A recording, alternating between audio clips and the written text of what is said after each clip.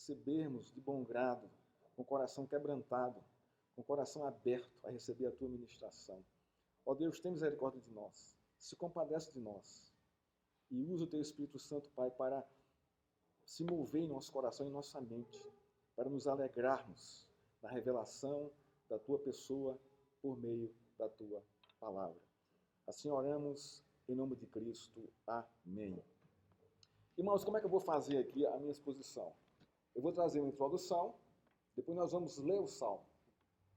A introdução tem tudo a ver com o Salmo, com o tema do Salmo. Então é uma relação. Eu vou introduzir, depois nós vamos ler o Salmo e vamos expor o Salmo. Mas, basicamente, o que eu quero colocar o que eu quero expor na introdução já é a centralidade do tema do Salmo. Então, vamos à introdução. Quando comecei a voltar da escola de ônibus para casa, meus pais me orientaram dizendo: não fale com estranhos e nem aceite nada que lhe oferecerem na rua. Vá direto para o ponto, suba no ônibus e sente bem no meio, perto de alguma senhora, de alguma idosa. O medo e a desconfiança de meus pais provocaram medo e desconfiança em meu coração e aguçou minha desconfiança em relação às pessoas. Eu era pequeno, era criança ainda na época. No decorrer da minha vida, pessoas mais próximas de mim, as que eu conhecia, foram as que mais quebraram a minha confiança nelas. Por causa da nossa natureza pecadora, somos pessoas desconfiadas. E aprendemos desde pequenos a desconfiar das pessoas. E isso afeta profundamente a nossa entrega aos cuidados de Deus em Cristo. Leamos agora o Salmo 27. Diz assim o Salmo de Davi: o Senhor é a minha luz e a minha salvação. De quem terei medo? O Senhor é a fortaleza da minha vida. A quem temerei? Ainda que um exército se acampe contra mim, não se atemorizará o meu coração. E se estourar contra mim a guerra, ainda assim terei confiança. Uma coisa peço ao Senhor e a buscarei, que eu possa morar na casa do Senhor todos os dias da minha vida, para contemplar a beleza do Senhor e meditar no seu templo. Pois no dia da adversidade, ele me ocultará no seu abrigo. No interior do seu tabernáculo me acolherá e me porá no alto de uma rocha. Agora será exaltada a minha cabeça, acima dos inimigos que me cercam. No seu tabernáculo oferecerei sacrifício de júbilo, cantarei e salmodiarei ao Senhor. Ouve, Senhor, a minha voz, eu clamo. Tem compaixão de mim e responde-me. Ao meu coração me ocorre. Busquem a minha presença. Buscarei, pois, o Senhor, a tua presença. Não me escondas, Senhor, a tua face. Não rejeites com ira o teu servo. Tu és o meu auxílio. Não me deixes, nem me abandones, ó Deus da minha salvação. Porque se meu pai e a minha mãe me abandonarem, o Senhor me acolherá. Ensina-me, Senhor, o teu caminho e guia-me por veredas planas por causa dos meus inimigos. Não me entregues à vontade dos meus adversários, pois contra mim se levantam falsas testemunhas e os que só respiram crueldade. Eu creio que verei a bondade do Senhor na terra dos viventes. Espere no Senhor, anime-se e fortifique-se o seu coração. Espere, pois, no Senhor. O Salmo 27, irmãos, é um salmo de Davi, onde ele trata da sua confiança no Senhor, nos ensinando a fazer o mesmo. A realidade da vida pessoal e pública de Davi era um desafio para ele confiar nos cuidados de Deus. Seus inimigos estavam dentro da sua casa e outros ao redor do seu trono. O ambiente que ele vivia tinha tudo para deixá-lo com medo e desconfiado de tudo, de todos, inclusive de Deus. Pastor Hernandes, escrevendo, comentando sobre esse salmo, ele diz: Davi está vivendo uma grande crise existencial ele estava enfrentando graves acusações de Doeg e as perseguições cruéis de Saul. Isso aqui é o contexto do Salmo em que ele foi escrito.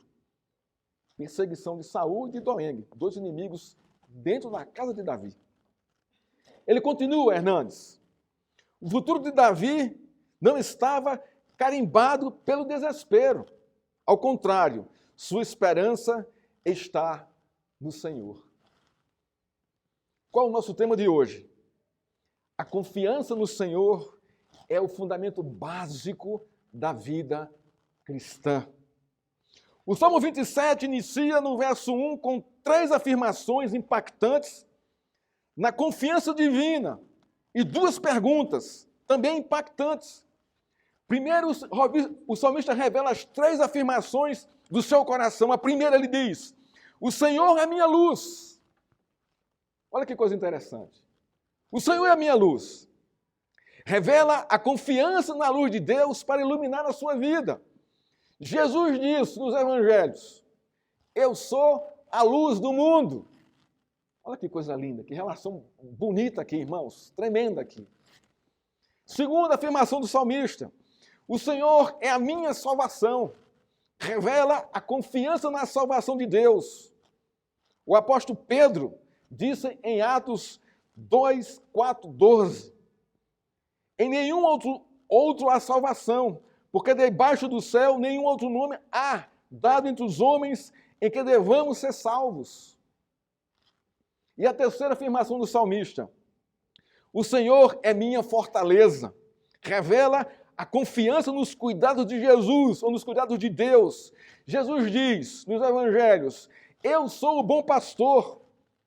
O bom pastor dá a vida por suas ovelhas. Irmãos, isso já começa a nos revelar aonde está a confiança de Davi. Todo o salmo decorre dessas 3 afirmações do salmista. Ele vai expor a sua realidade, confiados em quê? Confiado na luz do Senhor, confiado na salvação do Senhor e confiado na proteção do Senhor. Ele é a minha fortaleza.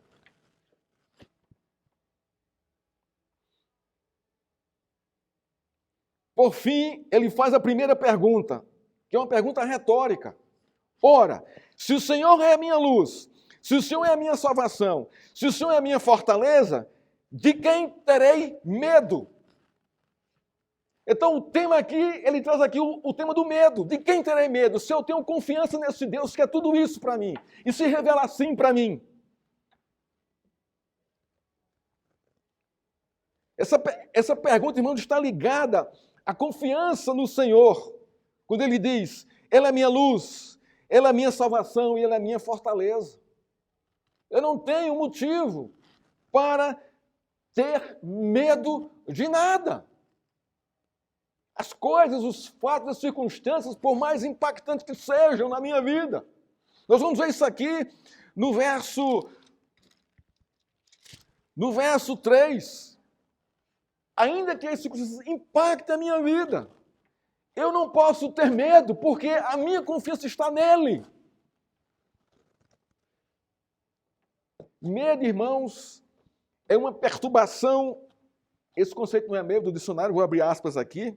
É uma perturbação angustiosa perante um risco ou uma ameaça real ou imaginária. E muitas vezes, irmãos, o nosso medo ele é imaginário. Nós criamos diante de uma situação. E aí nós ficamos amarrados, presos, sem conseguir nos movimentar, porque o medo aprisiona. O medo bloqueia a nossa mente, a nossa fé, a nossa confiança no Senhor. O medo perturba, o medo angustia e paralisa a vida, amarra o nosso coração e derrota a nossa esperança na vitória. A segunda pergunta é: a quem temerei? Olha só aqui, ainda no verso 1 aqui. O Senhor é a minha fortaleza, a quem temerei? Então, de que terei medo? Se o Senhor é a minha confiança, de nada. Agora ele vai dizer: a quem temerei? Qual é o homem que pode me colocar medo? ou que pode me amedrontar com suas ameaças. E ele vai responder: não, ninguém, nenhum deles, porque o Senhor é a minha fortaleza, Ele me protege, Ele me acolhe, Ele me sustenta, Ele me ampara, Ele é o meu refúgio. Não vai me atingir as ameaças, no caso aqui de Saul e de Doeg. Não vai. A confiança do salmista foi sendo construída por Deus a partir da aliança de Deus com ele. Observa que no verso 1, o Senhor, está tudo aqui em letras garrafais, que é o nome próprio de Deus, que é revelado a quem Deus faz aliança com ele. Esse aqui é o princípio da aliança. Deus se revela aos seus irmãos por meio da sua aliança. É o único meio para isso. Deus se revelou a nós em Cristo. Cristo é a nova aliança de Deus. E é Cristo que revela o Pai, é Cristo que revela a Deus. A quem? Ao seu povo, aqueles que têm aliança com Ele, aqueles que Deus faz aliança com eles. Então é uma linguagem aqui, irmãos, de aliança, isso traz confiança. Um exemplo claro de aliança é o nosso casamento. É o nosso casamento, irmãos. Ele relaxa o nosso coração, porque nós confiamos na pessoa com quem nós casamos. Eu não passo o dia preocupado com a minha esposa, com o que ela está fazendo, com o que ela está andando, com o que ela está convivendo. Eu não passo o dia preocupado com isso. Porque ou eu confio ou não confio. E na nossa relação de convivência, isso foi sendo construído. Foi sendo montado, foi sendo edificada a nossa confiança, o nosso respeito, a nossa honra um pelo outro. A mesma coisa com Deus, irmãos. O princípio é o mesmo. O princípio é o mesmo. É no desfruto da aliança de Deus que Deus forja, por meio da sua aliança, a confiança do seu povo nele. Por que confiamos em Deus? Por causa de Cristo. Não há outro meio para isso. Nós não temos o coração disposto a confiar em Deus. Não temos, antes pelo contrário. O nosso coração é disposto a desconfiar de Deus. Porque o Senhor permitiu que isso acontecesse comigo. Senhor, porque eu estou vivendo, porque eu estou passando. Então você começa a desconfiar. Porque o nosso coração não é tendencioso a isso. Isso tem que ser forjado. E Deus forja em nosso coração a confiança dele para que nós confiamos nele. Olha que coisa linda, irmãos. Porque nós somos incapazes.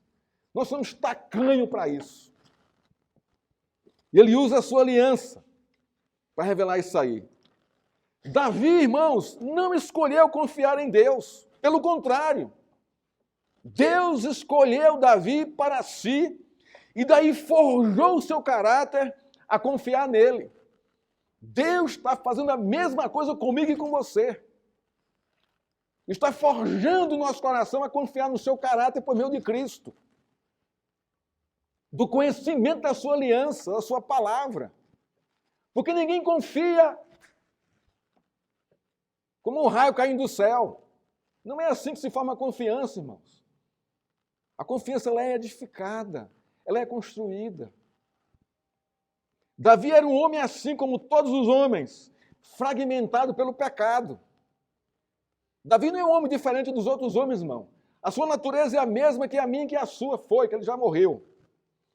Fragmentado pelo pecado, o pecado fragmenta o nosso coração, fragmenta nossas emoções, fragmenta a nossa razão para o pior. Porque a nossa tendência é sempre pensar no pior, nunca no melhor. Nunca no melhor. Por si só, Davi era incapaz de confiar em Deus. Não era. Deus interveio em sua vida e restaurou o seu coração, ensinando-o a entregar sua vida aos seus divinos cuidados, por meio da revelação da sua palavra. Porque não tem outro meio de nós entregarmos o nosso coração a Deus, a nossa vida a Deus, a não ser pelo conhecimento da sua palavra. Porque a palavra de Deus é o próprio Deus, é o seu caráter ali revelado para mim e para você. Segundo Samuel pagã, é um outro comentarista que eu li, abre aspas. O Salmo 27 revela a natureza, a extensão e a segurança divina, que se manifesta no meio de grandes crises da existência humana. Nós precisamos das grandes crises para que se manifeste em nosso coração a nossa confiança em Deus. Olha só como é que Deus nos trata. Você está passando por aperto, por lutas pessoais? Não tem outro, irmãos. Deus está lhe chamando para confiar nele. Se entregar aos seus cuidados. Não é você sair querendo cuidar da sua própria vida. Não. Entregue-se a Deus e caminhe para resolver os problemas. A vida cristã, irmãos, não é sentar numa rede, se balançar, tomar água de coco e esperar que tudo caia do céu. Não é isso, vida cristã. Mas é entender que é um desafio ser cristão. E nós caminhamos nesse desafio sob o amparo, a proteção e a luz de Deus. Mas continuamos caminhando. Ninguém vive a vida cristã estagnada, parada. Isso não é vida cristã, é outra coisa. Então Deus vai usar as circunstâncias para que nós caminhemos nela, aprendendo a confiar no Senhor. Seja ela qual for. E muitas vezes, irmãos, são circunstâncias pesadas, difíceis, que nos abatem profundamente. Que a vontade que dá é de nós chutarmos o balde e jogar tudo para cima. Mas Deus sabe. E Deus cuida de nós, irmãos. Nós temos que confiar nisso. Nós não temos outra esperança. Não são as pessoas que vão trazer esperança para nós. Elas vão nos ajudar com palavras amorosas, com palavras de motivação, com palavras orando por nós, ouvindo os nossos clamores. Mas isso tudo aí faz parte de Deus movendo o nosso coração a confiar nele. Levantando pessoas específicas para trazer palavras para a nossa vida. Vejamos, irmãos, o que esse salmo nos ensina. Foi só uma breve introdução. Nós temos aqui 3 lições que esse salmo nos ensina. 3 lições básicas. A primeira, cultivar a confiança no Senhor implica em viver sem medo. Mas olha só, cultivar a confiança no Senhor. A palavra cultivar não aparece no texto, mas ela está implícita aos ensinos de Davi. A palavra confiança aqui aparece no texto, está no verso 3. A segunda lição, cultivar a confiança no Senhor implica em desejar a sua presença, versos 4 a 10. E a terceira e última lição que esse texto nos ensina é: cultivar a confiança no Senhor implica experimentar sua bondade para sempre. Ele encerra o salmo assim com essa esperança, né, de Deus para a nossa vida. Vejamos o primeiro ponto. O salmo nos ensina que cultivar a confiança no Senhor implica viver sem medo dos homens e das circunstâncias. Vamos primeiro definir o significado de cultivar. O que significa cultivar? Né? E depois o significado de confiança para entendermos o que o Salmo quer nos ensinar. Primeira definição de cultivar. Cultivar significa desenvolver algo pela instrução. Olha que coisa linda isso aqui. Cultivar é desenvolver algo pela instrução. Quem trabalha com agricultura sabe disso, que existem técnicas de plantio. Quem trabalha com cozinha sabe disso, que existem técnicas para se cozinhar. Você tem que aprender a conhecer essas instruções para você cultivar alguma coisa. Cultivar um casamento. Você precisa entender o quê? De como deve ser o casamento. Os princípios que rezam o casamento estão na Escritura. Estou instruindo a você a viver o seu casamento. Então, cultivar significa desenvolver algo pela instrução. A palavra confiança significa colocar alguém ou a si próprio sob os cuidados de outra pessoa. Hoje em dia, a gente tem muito isso com relação às instituições. Eu confio meu filho à escola. Você não faz isso? Muita gente aqui faz. E você ainda paga para isso. Você ainda paga para isso. E às vezes, não é, lá na escola, a sua confiança é quebrada. Porque o que tem de ideologia troncha hoje dentro das escolas, irmãos, está fora do contexto aqui. Coisa absurda. Mas você confia também a sua vida a uma instituição. Mas o ponto aqui que eu quero chegar aqui, com relação aqui ao salmista, é que ele confia a sua vida aos cuidados de outra pessoa. Outra pessoa. Quando nós colocamos a nossa vida sob o cuidado de outras pessoas, tem exemplos claros na nossa vida. Quando você está doente, você entrega a sua vida para quem? Para um padeiro? Para um mecânico? Claro que não. Você vai morrer.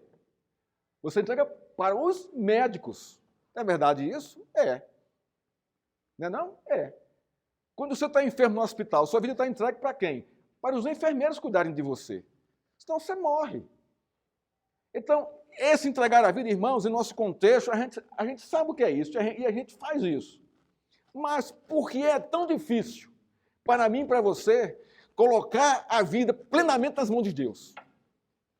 Porque nós não confiamos nele, muitas vezes. Porque ele tarda, em nosso conceito, de agir a nosso favor. Quando, na verdade, ele age no tempo correto. Davi está dizendo que o cultivo da sua confiança em Deus dependeu totalmente da instrução do Senhor. Foi Deus quem se revelou a Davi por meio da sua palavra. E foi esta palavra que cultivou no coração do salmista a instrução divina para que ele aprendesse a confiar a sua vida aos cuidados de Deus. Então, irmão, nós estamos num processo de maturidade. Essa maturidade vai nos levar a confiar em Deus. Por meio de quê? Da instrução da sua palavra. Não tem outro meio para isso. Foi Deus quem revelou a Davi como ele deve confiar nele. E revela a mim e a você da mesma forma, do mesmo modo, com os mesmos princípios. Observe que ele começa o salmo dizendo: o Senhor é minha luz, minha salvação e minha fortaleza. Perguntamos, como Davi alcançou a confiança de que Deus é a sua luz, salvação e fortaleza? Como, irmãos, ele conseguiu isso? Como ele teve acesso a isso? Como ele mergulhou nisso? Esta confiança não veio sobre a vida do salmista, né, como um raio. Ele passou a confiar em Deus. Nem por arrepios, quando olhou para a imensidão do céu.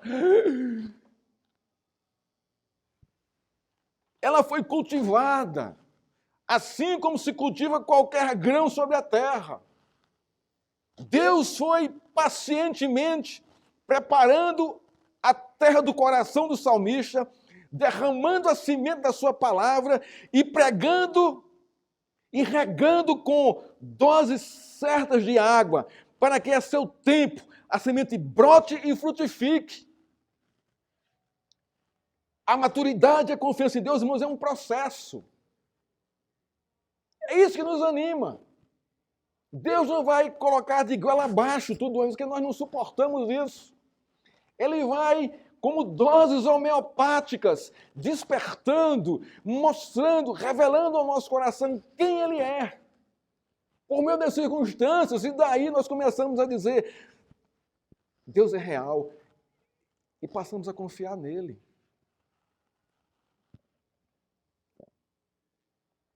É isso que ele diz no Salmo 1, verso 3, falando do homem bem-aventurado. Ele diz, ele é como árvore plantada junto a correntes de águas, que no devido tempo dá o seu fruto e cujas folhagens não murcham.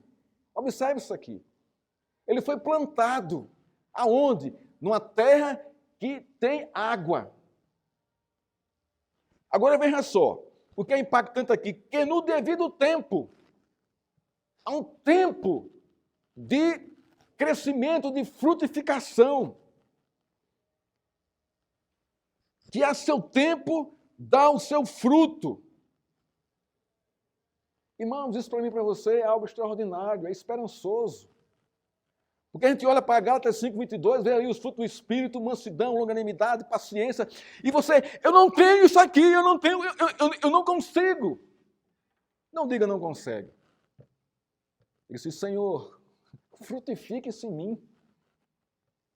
Frutifique-se em mim, eu estou precisando de, saborear esses frutos em minha vida. Eu não cheguei lá ainda. Mas eu sei que a semente do Evangelho foi plantada em meu coração. Irmãos, é um processo. Isso é um processo, e isso devia nos alegrar, nos confortar e nos consolar, para que nós não desistamos da vida cristã. Quando o salmista afirma que Deus é sua luz, sua salvação e sua fortaleza, a semente plantada por Deus por meio da sua palavra havia frutificado e o fruto era a confiança do salmista aos cuidados de Deus. Eu sei que muita coisa você confia em Deus hoje, mas também existem outras que você não confia ainda. Você fica temente, você quer segurar, você quer resolver. Você quer, né? Você quer o impulso aí. Vamos lá, eu vou resolver isso aqui. Calma, espera, freia, debreia. Põe o carro em ponto morto. Espera um pouco, antes de engatar ali a marcha de força para ir rasgando tudo. Não, espera um pouco. Espera pelo Senhor. Mesmo nessa situação, Deus vai agir. Quando você menos espera. E aí vai aumentar a sua confiança e você vai entregar a sua vida para Ele, né? Aos seus cuidados. Por isso ele pergunta a si mesmo, de quem terei medo? Ou de quem eu terei medo? De quem ou de quem? Davi está dizendo o seguinte, mesmo diante de uma grave angústia, causada por perigo ou problemas eminentes, que possa causar intenso tremor interno e externo, eu sei que o Senhor é a minha luz, minha salvação e minha fortaleza. Ele aqui não se isenta de passar por isso. Não se isenta. Olha o que diz aqui o verso 3. Ele chega assim a um extremo aqui. Ainda que um exército se acampe contra mim. E vai mais além. Não se atemorizará o meu coração. Ele continua. E se estourar contra mim a guerra, ainda assim terei confiança. Observa ao extremo que ele chegou aqui.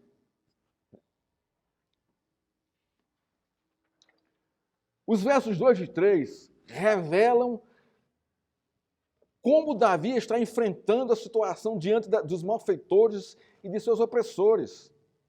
É interessante observar o verso 3, onde o salmista potencializa duas situações apavorantes e aparentemente desesperadoras. A primeira é de um exército sitiando sua vida.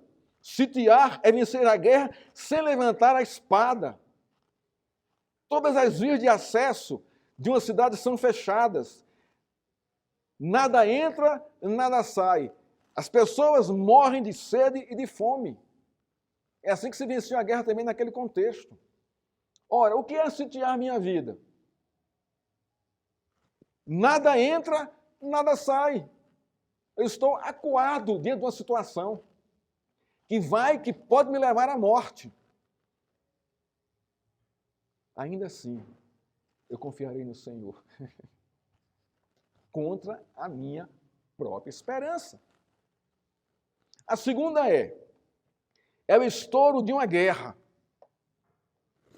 Irmãos, nós não temos ideia do que seja o estouro inesperado de uma guerra, onde se é pego de surpresa e não se tem como reagir.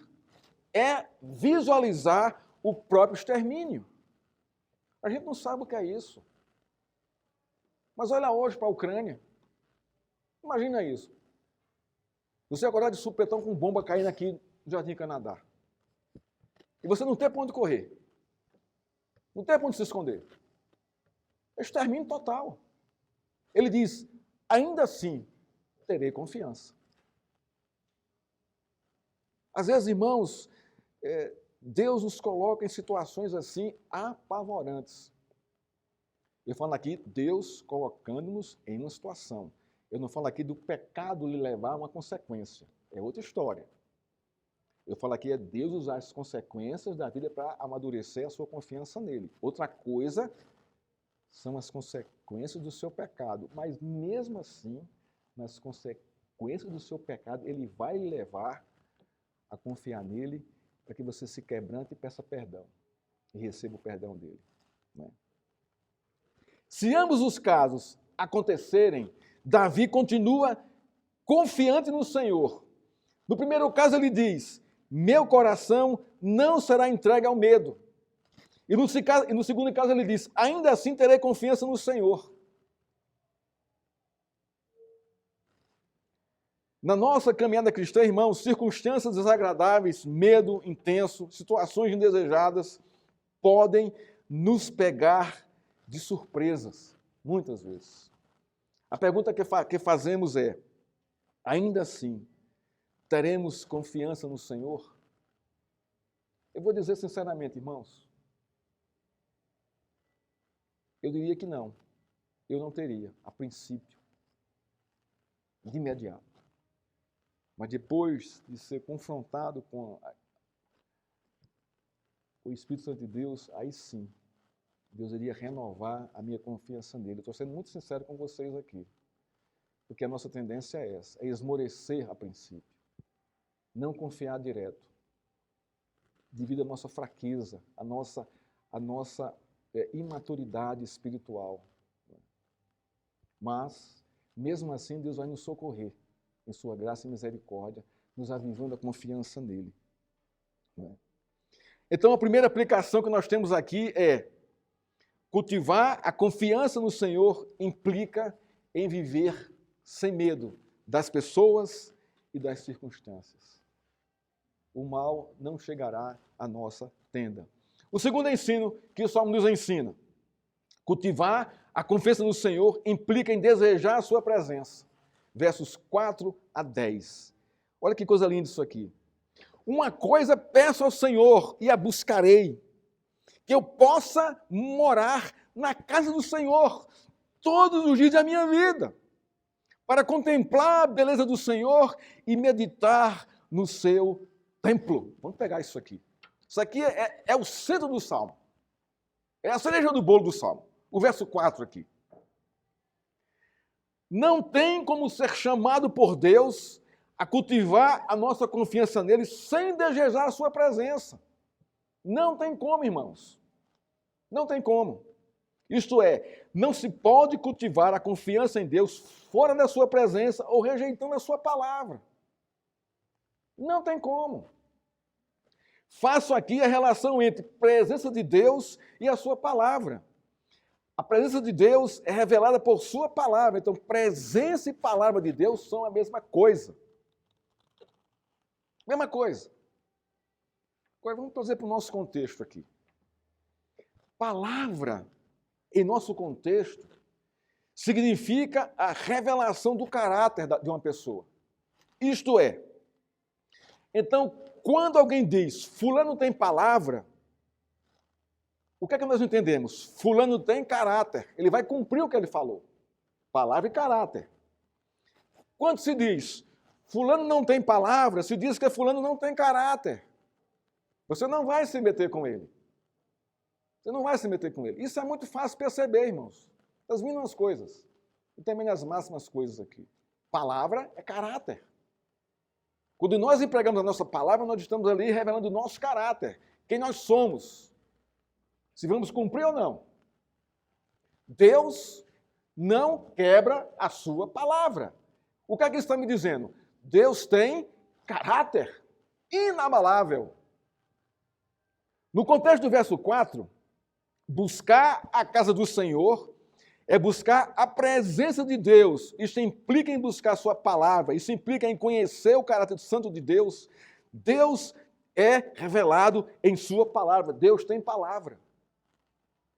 No verso 4, quando o desejo do salmista é morar na casa do Senhor, o salmista confessa seu desejo de permanecer todo o tempo e o tempo todo na presença do Senhor. Isto é, o caráter santo de Deus atrai o salmista à sua presença. Isso aqui, irmãos, é profundamente maravilhoso.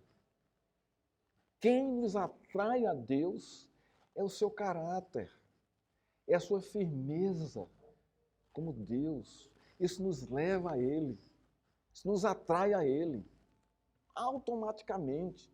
E aí você deseja a sua presença. E ao contemplar a sua presença, a sua confiança vai dilatar, porque Deus é um Deus de caráter, de palavra. Nós vimos que cultivar significa desenvolver algo pela instrução, e confiar é se colocar sob os cuidados de outra pessoa. Perguntamos: como Davi cultivou sua confiança no Senhor? O verso 4 responde claramente aqui, irmãos. Ele diz: uma coisa peço ao Senhor e a buscarei, que eu possa morar na casa do Senhor todos os dias da minha vida. Agora, veja o propósito aqui. Veja o propósito. Para contemplar a beleza do Senhor e meditar no seu santo tempo. Não adianta desejar e buscar a presença de Deus se você não vai contemplá-lo e se você não vai meditá-lo. Isso não vai adiantar nada. Absolutamente nada. Não vai ter qualquer consequência em sua vida. Davi está dizendo o seguinte, que o cultivo da sua confiança em Deus dependeu totalmente da instrução do Senhor recebida em sua casa, em sua presença. Vejamos o que ele pede primeiro. Ele diz, ele pede a Deus para morar na casa do Senhor. Buscar aqui, o verbo aqui quer dizer desejar. Eu desejo morar na casa do Senhor, permanentemente. Casa é o lugar onde Deus habita. É deste lar que Deus instrui, forma e educa o seu povo na justiça para que eles desenvolvam a confiança nele. Olha o princípio aqui, que Davi está nos passando aqui. Casa de Deus, Betel de Deus. É onde Deus se manifesta a sua presença, na sua casa. Por quê, irmãos? Por quê? Confesso que os princípios morais e espirituais cristãos que formaram a minha vida, irmãos, foram ensinados no meu lar. Vieram do testemunho de meus pais dentro de casa. Esse aqui é o princípio. Davi sabia, desde o começo, que Deus se relaciona com os seus a partir do princípio do lar, na casa de Deus, no lar de Deus. Esse é o princípio, irmãos. Nossos filhos vão replicar o que nós somos dentro de casa. Porque ali é onde é formado a base, a fundamentação do caráter deles. Ele vendo as nossas atitudes, os nossos atos, eles vão absorver isso de uma forma que você nem imagina o que está acontecendo. Então, estar na presença de Deus, irmãos, é absorver os atos de Deus no seu caráter, para que nós nos conformemos a Ele, assim como os nossos filhos se conformam à nossa imagem, através da visualização de quem somos dentro de casa. O princípio aqui é o mesmo, o lar, a casa, os fundamentos da confiança. Davi deseja isso. Ele quer ser inundado pela presença de Deus, em ver o testemunho do Senhor em sua casa, por meio da sua palavra. É o lar de Deus que ele deseja, a sua presença. Segundo, ele pede, o salmista diz, eu quero contemplar a beleza do Senhor. Olha que coisa linda aqui, irmãos. Contemplar significa fixar o olhar na beleza de alguém com admiração profunda e honra. Observe que a beleza do Senhor está dentro da sua casa. É ali que a beleza da santidade estão reveladas. É justamente isso que o salmista quer. Quer contemplar. Casa no contexto significa a presença do Senhor. Davi quer contemplar o Senhor. Isso significa se relacionar com o Senhor por meio da sua adoração pessoal. Contemplação do Senhor, irmãos, é fixar o nosso olhar nele com profunda admiração e honra. E sermos inundados por essa beleza do Senhor, pela sua santidade. E aí temos a nossa confiança dilatada nele. Irmãos, eu confesso que não nasci confiando nos meus pais. Eu não nasci com esse princípio. Isto foi se desenvolvendo por meio de contemplar a beleza deles dentro de casa. Por mais imperfeitos que eram. Mas havia beleza em suas atitudes morais e éticas e cristãs. E isso formou meu caráter. Da mesma forma, a nossa relação com Deus. Terceiro, o salmista diz: quero meditar sobre o Senhor. Olha que é uma sequência aqui. O desejo de morar na casa de Deus, depois de ir lá contemplar a sua face, depois de meditar nele. O salmista vai da contemplação para a meditação. É o caminho perfeito sem volta. Não podemos contemplar sem entrar no meditar. Ao contemplar a criação de Deus, somos empurrados para meditar no Deus que criou todas as coisas em perfeita perfeição. Porque a criação nos empurra para isso.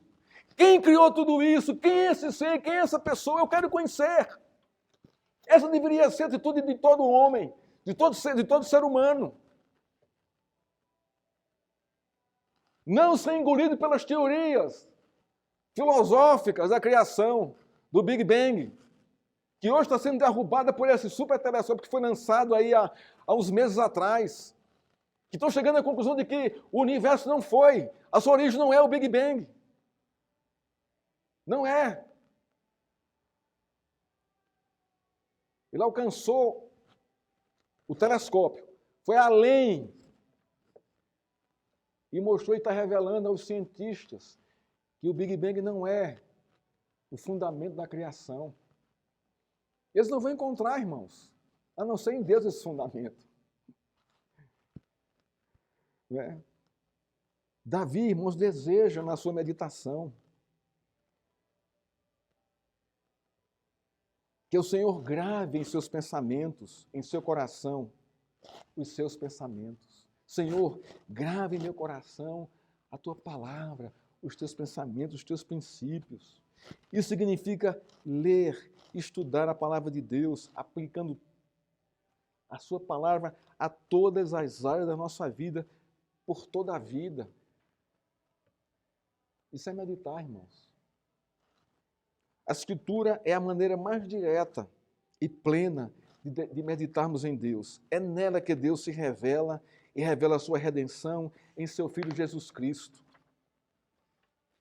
Os versos 5 a 10 trazem as consequências da contemplação e da meditação do salmista, revelando a sua confiança em Deus. Verso 5, Deus me acolherá, Ele é meu refúgio.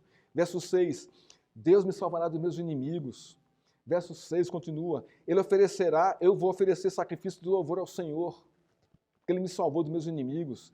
Deus escutará, no verso 7, as minhas orações. Verso 8, Ele buscará, eu vou buscar mais ainda a Deus. Né? Verso 9, Deus não me rejeitará. E verso 10, Deus não me abandonará. Tudo isso por meio da contemplação do Senhor e da meditação do Senhor. Essa confiança aqui forjada no Senhor. Eu confesso, irmãos, que meu coração foi forjado na meditação dos princípios morais e éticos cristãos ensinados por meus pais. E ainda hoje muita coisa eu aplico à minha vida. Aplico à minha vida muitos ensinos dele. Honestidade, sinceridade, verdade, não mentir, não roubar. Princípios básicos. respeitar os outros, não descriminalizar ninguém. Todo mundo é igual perante a lei, todo mundo é igual perante um ao outro. Saber servir, saber ajudar, saber socorrer, ser misericordioso, tudo são princípios que, desde pequeno, foram colocados. E a seu tempo frutificou. Eu creio que você faz o mesmo com seus filhos. Mesma coisa. Talvez você não perceba, né, o crescimento dele ali no contexto, mas a semente está lá plantada. E a seu tempo vai frutificar. Vai frutificar. A confiança de Davi no Senhor foi cultivada pela graciosa e misericordiosa eleição, salvação e redenção de Deus, concedendo-lhe a sua presença. Olha só que coisa linda isso aqui. Ninguém chega à presença de Deus por livre vontade, irmãos. Temos que ser levados à sua presença. Hoje quem nos leva é Cristo. Segunda aplicação desse texto, irmãos. Confiar no Senhor implica em desejar a sua presença por meio da contemplação e da meditação em sua palavra. Terceiro e último ponto que esse salmo nos ensina. Cultivar a confiança no Senhor implica experimentar sua bondade para sempre. Davi, no verso 10, faz um contraste entre a probabilidade real de ser abandonado por seus pais e a improbabilidade de Deus abandonar os seus filhos. Ele está dizendo o seguinte: Deus, na história da humanidade, nunca desamparou o seu povo, mesmo quando eles se rebelaram contra ele. Deus permaneceu fiel à sua aliança até hoje, cumprindo a promessa da redenção do seu povo. O fato é, irmãos, em nosso contexto, muitos pais desamparam seus filhos. Muitos pais entregam seus filhos para outros criarem. Muitos pais rejeitam seus filhos.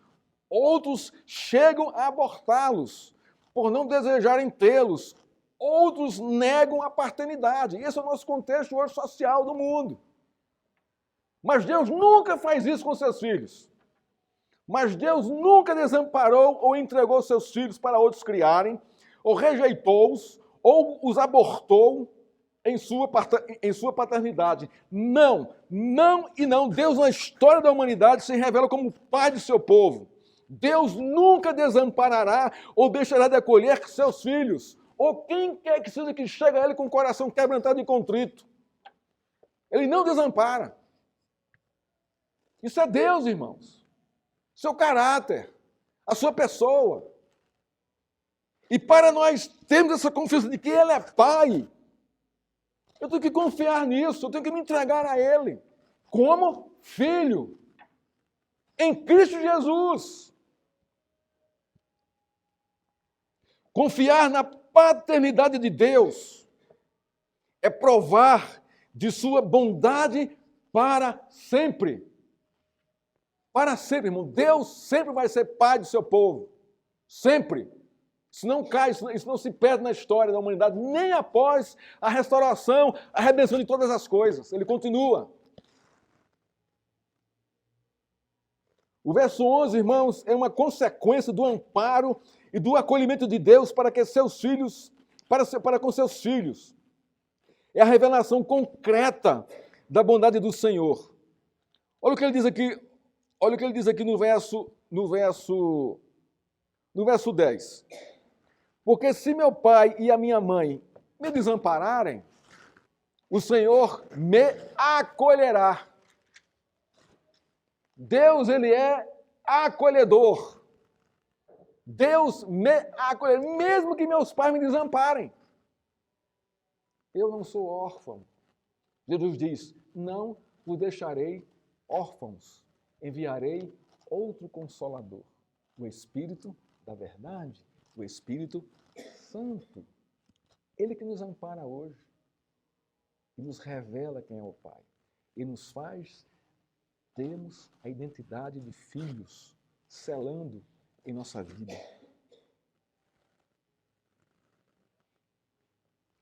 O verso 11 é uma consequência. da bondade de Deus e do seu amparo. Olha o que diz o verso 11. Davi, sob o amparo e o cuidado de Deus, faz 2 pedidos ao Senhor. Primeiro, ensina-me teu caminho. Olhe a necessidade de Davi. Após contemplar e meditar e ver que Deus o acolhe. Senhor, tu me acolheste, mas eu preciso conhecer o teu caminho. Davi quer aprender a andar pelo caminho do Senhor. Olha que coisa linda isso aqui, irmãos. Não tem como você contemplar e meditar no Senhor e não querer andar pelos seus caminhos. Olha o que o Provérbio 3,17 diz, falando dos caminhos de Deus. Os seus caminhos são caminhos de delícias, e todas as suas veredas são paz. Davi queria provar as delícias do caminho do Senhor e da sua paz. Tomé, no Evangelho de João, capítulo 14, 5, quer saber o caminho para o Pai. Aí Jesus responde, eu sou o caminho que leva ao Pai. João 14, 6. O caminho de Jesus é o pleno de delícias eternas e de paz. Tanto Davi como Tomé queriam aprender, por meio do ensino da palavra de Deus, a andar pelo estreito caminho do Senhor. É um caminho estreito, irmãos, mas é um caminho que traz delícias e paz. O segundo pedido do salmista está no verso 12 e tem a ver com a paternidade do Senhor amparando e acolhendo o seu filho. Não me entregues à vontade dos meus adversários, pois contra mim se levantam falsas testemunhas e os que só respiram crueldade. Davi pede, não me deixes à vontade dos meus adversários, isto é, não me deixes sem a tua proteção, sem o teu amparo, sem o teu acolhimento. Senhor, cobre-me com tua graciosa bondade e misericórdia. Cobre-me disso, pois só assim, Senhor, creio que verei a tua bondade para sempre na vida dos viventes. Ele conclui no verso 13. Irmãos, Deus tem nos coberto com a sua bondade e misericórdia por meio da sua graça. E nós temos provado a sua bondade na terra dos viventes, ainda aqui, caminhando em nossa peregrinação à terra prometida. Ele tem nos sustentado como um Pai amoroso, gracioso, misericordioso, compassivo. E tem nos ajudado, nos empurrado a seguir em seu caminho, por meio de Cristo. Isso é a sua bondade hoje latente em nosso meio. E foi para Davi também aqui no contexto. Diante da perseguição de Saul e seus inimigos, dentro de casa.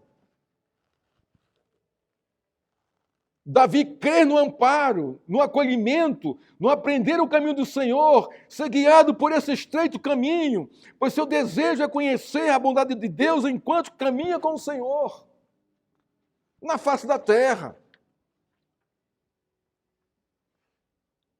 Irmãos, deseje isso de Deus. Peça isso a Deus. Peça isso a Deus, irmãos. E desfrute dessa graça. Não perca tempo com outras coisas. Deseje caminhar com o Senhor, na sua bondade, na sua graça. Peça o seu acolhimento, a sua misericórdia, o seu amparo, o seu sustento. Dependa dele, do cuidado dele, confie nisso. Davi diz no verso 13, eu creio. Olha só, irmãos. Crer é confiar, é a mesma coisa. Davi confia em Deus e assim provará da bondade de Deus enquanto caminha na terra e também na vida eterna. Olha só o que diz aqui, verso 13 aqui. Eu creio que verei a bondade do Senhor na terra dos viventes. Deus não é Deus de morto, é Deus de gente viva. Tanto aqui na terra como na eternidade. Então ele crê aqui que não só provará da bondade de Deus no contexto que ele está vivendo, como também no contexto futuro, de eternidade. Nós vamos provar, irmãos, plenamente a bondade de Deus na eternidade. Nós vamos ser impactados com um cenário que nós nem imaginamos. Paulo diz, coração humano já imaginou essas coisas, ouviu essas coisas que vai acontecer na redenção de todas as coisas. A gente não tem a capacidade de dimensionar essa realidade a qual Deus está nos levando, de tão plena da sua graça e bondade. É isso que nos aguarda. Esse é o caminho que nos leva a esse lugar, com Deus sendo o nosso guia, o nosso pastor, o nosso pai. Terceira aplicação, irmãos, desse salmo aqui. Cultivar a confiança no Senhor implica em experimentar a sua bondade ainda nesta vida e na vida por vir. E essa é a minha esperança, tanto aqui como lá. E nós já provamos aqui a bondade do Senhor. Você tem paz? Você consegue chegar em casa, deitar na cama e recostar a cabeça e dormir, sem a culpa, a condenação de alguma coisa? Paz, irmãos. Bondade do Senhor. Você consegue levantar de manhã cedo, ir para o trabalho, trabalhar, produzir, receber o seu soldo no final do mês? Bondade do Senhor. Você consegue respirar? Bondade do Senhor. Você consegue tratar suas enfermidades? Bondade do Senhor. Você consegue comer o pão de cada dia por meio do seu suor? Bondade do Senhor. Você tem filhos em casa? Bondade do Senhor. Irmãos, está na nossa cara. Está no nosso dia a dia.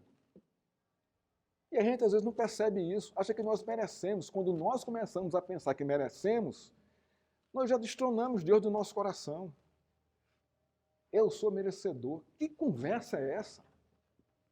Isso não existe, irmão, para o cristão. Não existe.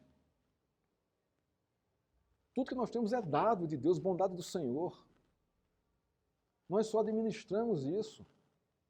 Ele nos dá isso com o coração aberto e gracioso.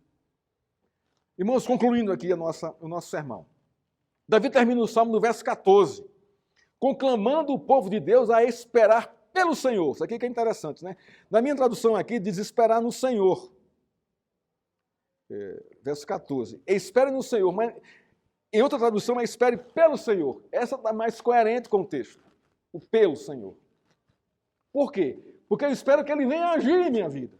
Eu espero que Ele venha dilatar minha confiança nele. Então eu espero nele, porque Ele é minha luz, Ele é minha salvação, Ele é minha fortaleza, Ele não me desampara, Ele me sustenta, Ele me conduz, Ele me leva, Ele me traz, Ele me salva. Então, pelo aqui, a preposição pelo aqui, ela é mais contundente e está mais melhor no contexto traduzida. Espere pelo Senhor, tendo bom ânimo, fortificando o coração no Deus que é digno de toda confiança, que tem caráter. Davi encerra o salmo assumindo seu compromisso de andar no estreito caminho do Senhor, esperando pela sua redenção e a manifestação da sua bondade eterna. Nós estamos aqui provando um pouquinho disso. Ela será plena. Davi, por 2 vezes, diz, espera pelo Senhor. Pelo Senhor. Observe que é esperar pelo Senhor. A ideia aqui é que Ele vem buscar a sua igreja, Ele vem buscar o seu povo. Enquanto Ele não vem, devemos andar nesse estreito caminho, confiando em suas promessas.